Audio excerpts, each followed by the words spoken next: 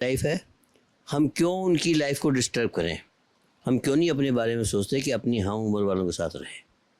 पहली बात, इसी बात को मद्देनज़र रखते हुए मैं दिल्ली म्युनिसिपल कॉरपोरेशन में असिस्टेंट कमिश्नर रिटायर हुआ हूँ। असिस्टेंट कमिश्नर या मैंने जो है कहते हैं यहाँ पर जैसे हमारे दामाद की पोस्टिंग थी उदयपुर के अंदर, हमने उनसे भी कहा था कि कोई ओल्ड एज होम हो तो बताइए हमें।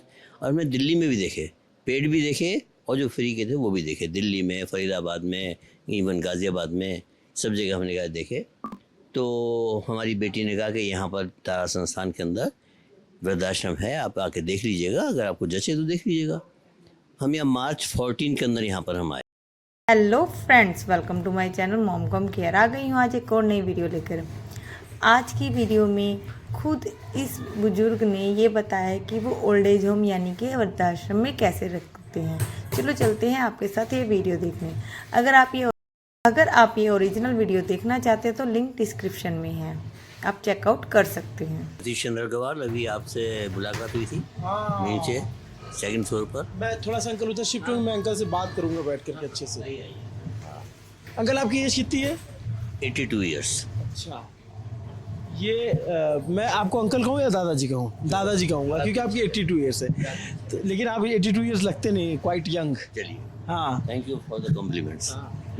तो अंकल जो हमारे यहाँ हैं बैठे दादाजी, ये बड़े अफसर रहे हैं और इनकी बिटिया फौज में है और इनके जो दामाद हैं वो भी फौज में हैं। और अंकल आंटी क्यों नहीं ले आए आप? हम 9 बजे 9:30 बजे तक सो जाते हैं। मेरी वजह से आप देना नहीं, आज क्योंकि सुबह जो है कहते हैं 3:30 बजे मैं उठता हूँ और योग कराना होता है, और खुद भी करते हैं और औरों को भी योग कराते हैं। कहानी बहुत दिलचस्प है, आप शुरू से बताइए मुझे। आप पहले क्या करते थे? मैं सारी चीज़ बता रहा हूँ। देखिए, पहली बात तो ये है कि वृद्धाश्रम के बारे में लोगों के अंदर ये मन में होता है कि वृद्धाश्रम नहीं होने चाहिए। आम लोगों की भावना ये है, मेरे विचार इसके बिल्कुल प्रतिकूल है। वृद्धाश्रम आजकल के ज़माने की नेसेसिटी है, ये होने चाहिए। हर व्यक्ति की अपनी अपनी परिस्थितियाँ होती हैं। ओल्ड एज आने के बाद व्यक्ति को फिर जो है बच्चों को दोष नहीं देना चाहिए। आमतौर पर लोग बच्चों को ज़्यादातर दोष देते हैं कि उन्होंने हमें नहीं रखा या हमें निकाल दिया। हम ये कहते हैं कि ओल्ड एज आने से पहले आप क्यों नहीं अपने बारे में सोचते कि बच्चों को अपना स्पेस दें, वो अपनी कहते हैं उम्र वालों के साथ रहें, बजाय इसके उनके, जिससे मान लिया मेरी लड़की है, बेटी है, उनके अपने बच्चे हैं, उनकी अपनी लाइफ है, हम क्यों उनकी लाइफ को डिस्टर्ब करें। हम क्यों नहीं अपने बारे में सोचते कि अपनी हम उम्र वालों के साथ रहें। पहली बात, इसी बात को मद्देनज़र रखते हुए मैं दिल्ली म्युनिसिपल कॉरपोरेशन में असिस्टेंट कमिश्नर रिटायर हुआ हूँ। Assistant commissioner? या मैंने जो है कहते हैं यहाँ पर जैसे हमारे दामाद की पोस्टिंग थी उदयपुर के अंदर, हमने उनसे भी कहा था कि कोई ओल्ड एज होम हो तो बताइए हमें। और मैं दिल्ली में भी देखे, पेड भी देखे और जो फ्री के थे वो भी देखे, दिल्ली में, फरीदाबाद में, इवन गाज़ियाबाद में, सब जगह हमने कहा देखे। तो हमारी बेटी ने कहा कि यहाँ पर तारा संस्थान के अंदर वृद्धाश्रम है, आप आके देख लीजिएगा, अगर आपको जचे तो देख लीजिएगा।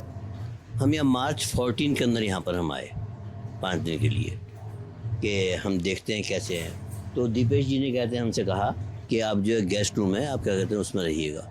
मैंने कहा ऐसा है कि हम वृद्धाश्रम में रहने के हिसाब से आए हैं, तो इसलिए हम वृद्धाश्रम देखना चाहेंगे। गेस्ट रूम में रह करके हमें वो पता नहीं लगेगा, वृद्धाश्रम में रह करके हमें पता लगेगा कि हम एडजस्ट कर सकते हैं या नहीं कर सकते। तो जहाँ तारा संस्थान का जहाँ आई हॉस्पिटल है सेक्टर 6 के अंदर, वहाँ 3rd फ्लोर के अंदर इन्होंने वहाँ वृद्धाश्रम बनाया। डॉर्मेटरी थी, वी वर 8 पर्सन्स देयर, हम 8 व्यक्ति थे, 2 कपल्स थे और बाकी 4 क्या कहते हैं जेंट्स और थे। टोटल 6 जेंट्स और 2 लेडीज़ वहाँ पर रहते थे। और दीपेश जी ने आपको बताया भी है कि वहाँ पर महारथी भी थे, समझे। अभी दीपेश जी ने आपको नीचे बताया था कि वहाँ महारथी भी थे, तो कोई बात नहीं है। लेकिन हमने देखा कि हम एडजस्ट कर सकते हैं, हमने इनसे कहा कि हम एडजस्ट कर सकते हैं, हम यहाँ पर क्या कहते हैं आएंगे। तो हमने और वाइफ ने सोचा कि यहाँ पर आए, क्योंकि रीज़न बीइंग कि उम्र तो बढ़ती जाएगी, कम तो होनी नहीं है। जब उम्र ज़्यादा बढ़ेगी तो उस समय हाथ पाँव हमारे चलेंगे नहीं, काम नहीं होगा। उससे पहले एक दूसरे को देखते रहेंगे। कल को बीमार पड़ जाए तो कौन आपको लेकर के जाएगा हॉस्पिटल, या कौन कहाँ लेकर के जाएगा। और अल्टीमेटली क्या होगा, फिर डिप्रेशन में आप आ जाएंगे अगर आप अकेले रह रहे हैं। तो ये सब कुछ ध्यान में रखते हुए हमने यहाँ पर जो शिफ्ट करने का सोचा और फिर यहाँ पर हम आ गए। और 14 से लेकर के 18 तक मई 18 तक हम वहीं पर रहे।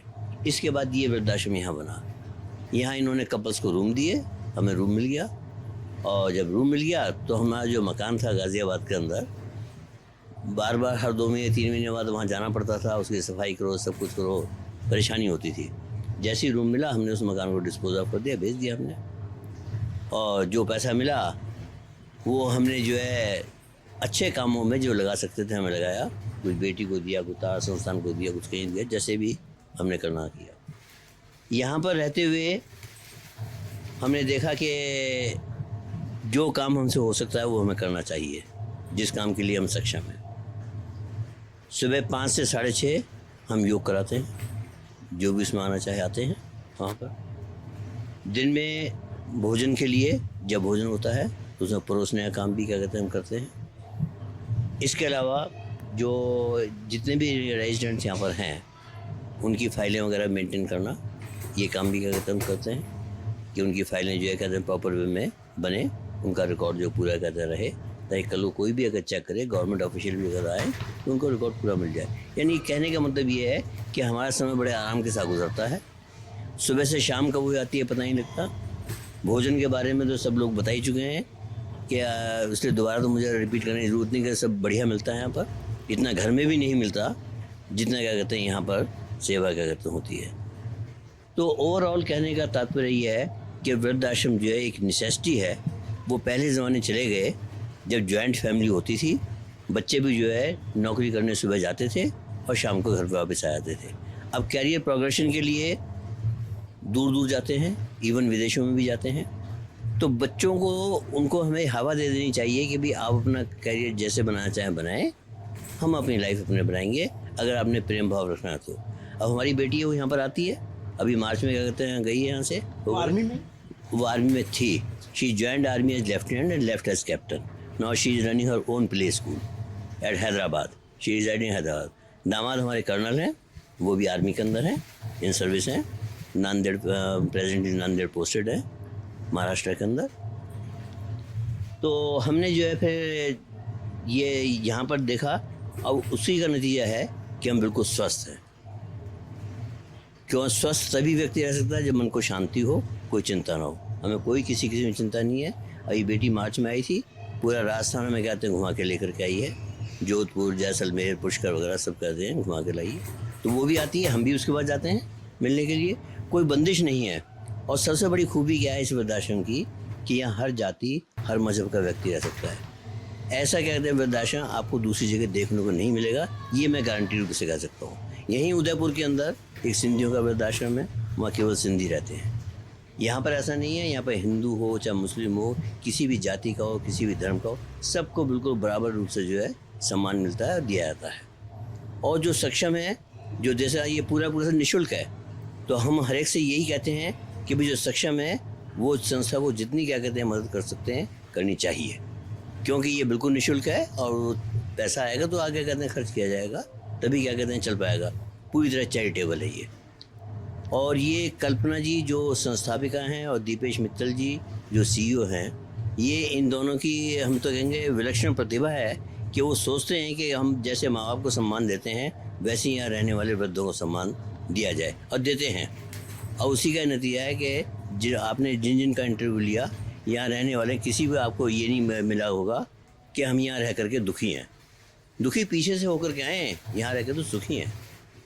और जैसा यथा नाम तथा गुण, आनंद वृद्धाश्रम जैसा नाम है वैसे आनंदित जो यहाँ रहने वाले हैं। अच्छा अंकल, जब मैं आ रहा था ना यहाँ पे, अच्छा मैं आपको दादा कहना चाहता हूँ। आपकी उम्र 82 है, लेकिन आपकी आवाज़ में इतनी बुलंदी कि मेरे से अंकल निकल रही। आप बहुत क्वाइट यंग हो जैसे, और आपके विचारों में इतनी मजबूती है। ये विचार ऐसे आपने बताया कि एडिशनल, तो आप एडिशनल कमिश्नर यानी असिस्टेंट कमिश्नर, तो लगभग आप IRS रैंक तक गए?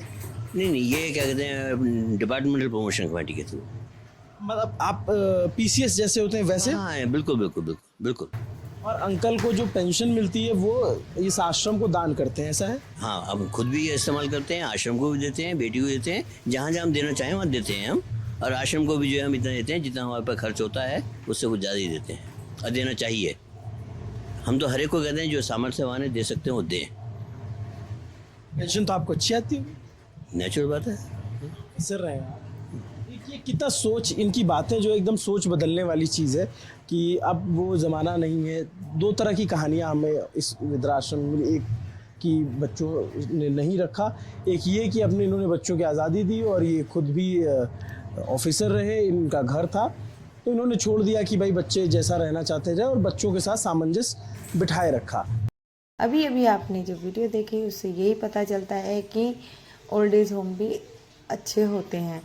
और सबसे बड़ी बात, इन जो अंकल ने बात सोची है कि हमें बच्चों को स्पेस देना चाहिए, हाँ देना चाहिए, क्योंकि मेरी भी यही सोच है कि बच्चों को थोड़ा स्पेस देना चाहिए ताकि वो भी अपनी ज़िंदगी अपने हिसाब से जी सकें। अगर आज की वीडियो अच्छी लगी है तो प्लीज़ लाइक शेयर सब्सक्राइब करें और अपनी राय इस कमेंट बॉक्स में ज़रूर लिखें।